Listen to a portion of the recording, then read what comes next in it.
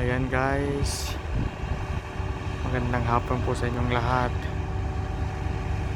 Yan yung binubuhat ng crane is yung double T-slab. Ayan yan siya kahaba. Nasa 17 meters point 394. Almost almost 18 meters na siya kahaba. 17.5 mga ganyan. Yan yung magdudugtong sa dalawang wall. Medyo marami-rami na rin yung naikakabit namin, nasa kalahati na rin. Inshallah bukas or we hope so bukas na matapos namin yung ano na yan, slab. Sana lang. So yan yung ginawa naming building. Mahaba yan. Nasa 110 meters. Yan kahaba.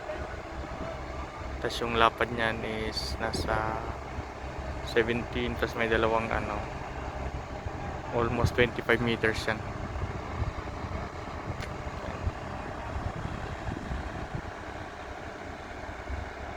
Yan siya.